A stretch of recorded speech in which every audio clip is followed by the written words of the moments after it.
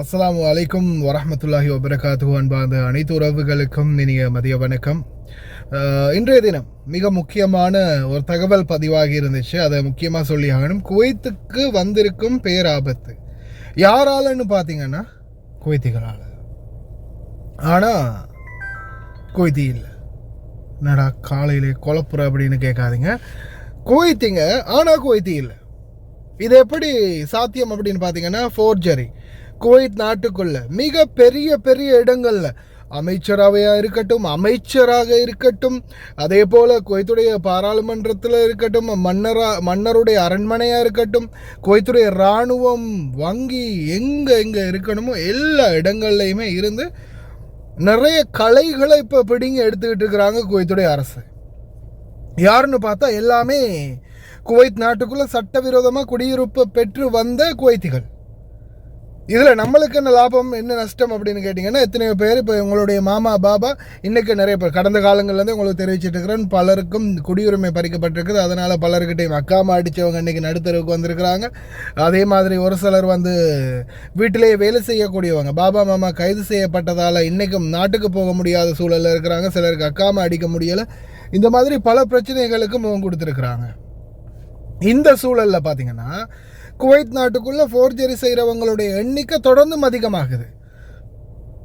இதில் தேடி பார்க்குறாங்க யாரும் உண்மைக்குமே இவங்க அப்படின்னு தேடி பார்க்கும்போது இதில் 190% இப்போ இவங்களை விசாரித்து பார்ப்பாங்க இல்லையா, உங்கள் அப்பா யார், அம்மா யார், பரம்பரை என்ன தேடி பார்த்தா இவங்களுக்கு ஒரு பரம்பரையே இல்லை. இவர் தான் பரம்பரையை உருவாக்கி இருக்கிறாரு. ஒரு ஆண், சில நேரங்களில் பெண், இவங்களில் இருந்து தான் இவங்களுடைய அந்த வம்சாவளி ஸ்டார்ட் ஆகியிருக்குது. இவங்களுக்கு முந்தைய வம்சாவளி யாருமே இல்லை குவைத்தில். இந்த மாதிரி நடந்திருக்குது. இதில் சிலர் பார்த்திங்கன்னா, இப்போ சில பெண், இப்போ இதில் ஆரம்பத்தில் ஜஹராவில் ஒரு கேஸ் ஒன்று இப்போ கிட்டத்தில் இதில் கூட போட்டிருந்தாங்க. நான் நியூஸில் கூட ஒரு நினைக்கிறேன் ஒரு 6-7 மாதத்துக்கு முன்னாடி சொல்லிப்பேன் நினைக்கிறேன். ஒரு மாமா அவங்களுடைய குடியுரிமை சிரியா. அவங்க இந்த நாட்டில் திருமணம் முடிக்கிறாங்க. திருமணம் முடித்து அவங்க குவைத்தியோட வாழ்ந்து பிள்ளைகள் பிறந்து அவங்க வம்சாவளியாக வாழ்ந்துக்கிட்டு வராங்க. இந்த கேப்பில் பார்த்திங்கன்னா அவங்களுடைய தம்பிமார் 3 பேரை கொண்டு குவைத்துக்குள்ளே குவைத்தி குடியுரிமையை எடுத்து கொடுத்துருக்குறாங்க.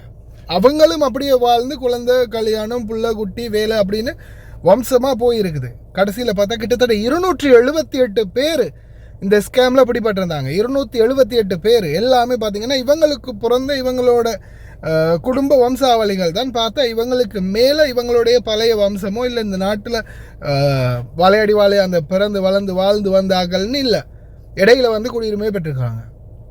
இப்போ இதில் முக்கியமான பாதுகாப்பு த்ரெட் என்னன்னு பார்த்தீங்கன்னா, எல்லா இடத்துலையும் இருக்கிறாங்க. குவைத்துக்குள்ள அரசாங்க, நான் நேரத்தோட சொன்ன மாதிரி மன்னருக்கு பக்கத்தில் இருக்கிறவங்கள கூட இருக்கலாம். இதில் ஒருத்தரா உண்மையிலேயே இவங்க இந்த குடியுரிமையை பெற்று இருக்கிறது குவைத்துக்குள்ள ஸ்பை வேலை பார்க்கறதுக்கா, இல்லை இந்த குவைத்துடைய சலுகை நல்லா வசதியாக வாழலாம் அப்படின்றதுக்காக குவைத்து குடியுரிமையை பெற்றாங்களா அப்படின்ற பல கோணல்களில் இப்போ விசாரணைகள் அடுக்கடுக்காக போயிட்டுருக்குது. உங்களுக்கு நான் தரக்கூடிய அவேர்னஸ், தொடர்ந்துமே உங்களுடைய அக்காமாவை செக் பண்ணுங்கள். அக்காமாவில் உங்களுடைய மொபைல் ஐடியில் அடிக்கடி செக் பண்ணிக்கோங்க.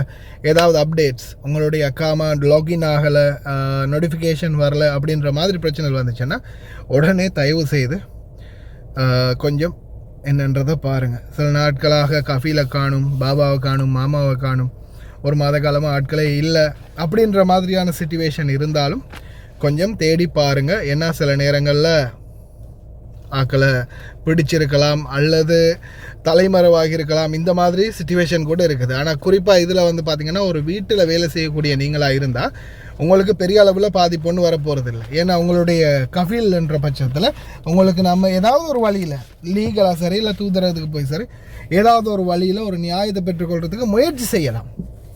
ஆனால் இதே வெளியில் காசு கொடுத்து அதே வீட்டில் வேலை செஞ்சால், அதே நீங்கள் வெளியில் காசு கொடுத்து அக்காமா அடித்து இந்த மாதிரி ஏதாவது ஒரு வேலையில் நீங்கள் இருந்தீங்கன்னா உங்களுக்கு நிச்சயமாக எந்த ஒரு உதவியும் யாராலையும் கிடைக்க போகிறது இல்லை.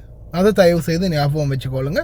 அதே மாதிரி இன்னொரு முக்கியமான விடயம் என்னென்னா, உங்களுடைய ஸ்பான்சர்ஸ் ஒரு வேலை இந்த மாதிரி உங்கள்கிட்ட சொன்னாங்கன்னா, இந்த மாதிரி பிரச்சனையாக இருக்குது, அக்காவை மாற்றிக்கொள்ளணும் அப்படின்னு சொன்னாங்கன்னா அதுக்கு ஏற்றாற் போல் நீங்கள் அந்த நிலைமை சிச்சுவேஷன் உங்களுக்கு காலமாக சம்பளம் கொடுத்து நல்லா தான் வச்சுருக்காங்க அப்படின்னா நீங்கள் அதுக்குரிய ஏற்பாடுகள் அவங்களோட சார்ந்து பண்ணலாம். இப்போ இது நீங்கள் வீட்டில் வேலை செய்யக்கூடியவங்க. அதே மாதிரி இப்போ நான் சொன்ன மாதிரி பார்த்தீங்கன்னா கல்யாணம் இப்போ எங்கள் வீட்டிலே நான் ஒரு இன்சிடெண்ட் உங்களுக்கு சொல்லியிருப்பேன். எங்கள் வீட்டில் எங்களுடைய பாபா 2ஆவதாக முடித்தது வந்து ஒரு லெபனானி மாமா. இதுக்கு முன்னாடி இருந்த கம்பீரமும் வைராக்கியமும் அந்த கெத்தும் வந்து மொத்தமாக சரிஞ்சு போச்சு. ரீசெண்டாக அவங்களுடைய ஜென்சியாவையும் பிடிங்கிட்டாங்க. ஆனால் அவங்க லீகலாக கல்யாணம் முடித்து பாபாவோட 2 பெண் பிள்ளைங்களும் இருக்குது. கல்யாணம் முடித்து சர்டிஃபிகேட்லேருந்து எல்லாமே இருக்குது. இந்த கவர்மெண்ட்டே தான் லெபனானி அக்காமாவை வந்து கேன்சல் பண்ணி, அதாவது அவங்களுடைய குடியுரிமையை லெபனான்லேருந்து எடுத்துட்டு இந்த நாட்டு குடியுரிமையை கொடுத்தது. இவங்க ஃப்ராஜரி பண்ணியெல்லாம் எடுக்கலை, இந்த கவர்மெண்ட்டு தான் கொடுத்தது. கிட்டத்தட்ட 30 வருஷமாக பாபாவோட திருமணம் முடித்து வாழ்கிறாங்க. இப்போ ரீசெண்டாக பறிச்சிட்டாங்க. இப்போ அது சம்மந்தம் விசாரிக்கும் போது அது இப்போ எல்லாரையும் இப்படியெல்லாம் வந்த எல்லாருடைய இதையுமே மொத்தமாக நாங்கள் ரிமூவ் பண்ணிட்டோம். அதுக்கு பிறகு நாங்கள் பரிசோதனை பண்ணி யார் நல்லவங்க, யார் கெட்டவங்க, யார் உண்மையாக எடுத்தவங்க, யார் ஃபோர்ஜரி பண்ணவங்கன்றதை தேடி பார்த்து அதுக்கப்புறமா நாங்கள் மறுபடியும் கொடுப்போம் அப்படின்னு சொல்லியிருக்கிறாங்க. இந்த மாதிரி ஒரு வேளை இந்த அடிப்படையில் இப்போ இந்த மாமாவுக்கு நடந்த மாதிரி நடந்திருந்தால் அவங்களுக்கு வந்து அப்டேட்ஸ் கொடுப்பாங்க. முஆமலா குவைத்தி அப்படின்னு சொல்லுவாங்க. அதாவது குவைத்தியுடைய பெண் அப்படின்றத வந்து வெளிநாட்டவர் தான், ஆனால் குவைத்தியின் மனைவி அப்படின்றத வந்து மென்ஷன் பண்ணி அக்காம கொடுப்பாங்க இவங்களுக்கு. ஆனால் ஃபோர்ஜரி பண்ணினவங்களுக்கு அந்த வார்த்தையே கிடையாது. உடனடியாக கேன்சல், அல்ல தூள் கேன்சல். ஆனால் இந்த மாதிரி ஆட்களுக்கு வந்து அவேர்னஸ் கொடுப்பாங்க, அவங்களுக்கு ஒரு அப்டேட்ஸ் கிடைக்கும். நீங்கள் இந்த மாதிரி இப்படி தான் உங்களுடைய அக்காமை நாங்கள் கேன்சல் பண்ணுறோம் அப்படின்றத வந்து சுட்டி காட்டுவாங்க. ஆனால் அதே இந்த ஃபோர்ஜரி பண்ணி ஃப்ராடு பண்ணி எடுத்திருந்தாங்கன்னா எந்த ஒரு சுட்டி காட்டுதலும் இல்லை, உடனே கேன்சல் அல்ல தூள் கேன்சல். அப்படி கேன்சல் ஆயிடுச்சுன்னா அதுக்கப்புறமா தனாசர் எடுக்க முடியாது, நாட்டுக்கு போக முடியாது, ஃபிங்கர் வச்சு தான் நீங்களும் போக வரும், உங்கள் கஃபீலுக்கு வந்து இந்த நாட்டை விட்டு விட்டோ பண்ணுவாங்க. அதே இந்த மாதிரி மாமாக்கள் கல்யாணம் முடித்து வந்தவங்க லீகலாக தான் எடுத்தாங்க, ஆனால் இப்போ கவர்மெண்ட்டால் பறிக்கப்பட்டிருக்குது. அப்படின்றவங்களுக்கு வந்து முஆமலா குவைத்தி அப்படின்ற காமா கொடுப்பாங்க. ஆனாலும் அவங்களுக்கு எந்த பாதிப்பும் இல்லை, அவங்களுக்கு வந்து அப்டேட்ஸ் கிடைக்கும், அதனால் பிரச்சனை இல்லை. ஆனால் அப்படி இல்லாத பட்சத்தில் தான் பிரச்சனை. நல்லா ஞாபகம் வச்சுக்கோங்க. தயவு செய்து ரொம்ப கவனம். இந்த அப்டேட்டை மறக்காமல் தெரிஞ்ச நண்பர்கள் எல்லாருக்குமே ஷேர் பண்ணுங்கள். உங்களுடைய மொபைல் ஐடியை அடிக்கடி செக் பண்ணிக்கோங்க. மொபைல் ஐடி ஃபோனில் கட்டாயம் ஆன் பண்ணிக்கோங்க. முடிஞ்சால் செகல் இருக்குன்னா செகலையும் ஆன் பண்ணிக்கோங்க. ஏன்னா அது உங்களுக்கு மிகப்பெரிய ஒரு பக்கபலமாக இருக்கும். இந்த மாதிரி நிலைமைகளில் உங்களுக்கும் உடனே அந்த அப்டேட்ஸ் வந்து கிடைக்கும். எவிடன்ஸோடு நீங்கள் ஏதாவது நடவடிக்கை எடுக்கலாம். தயவு செய்து கவனம்.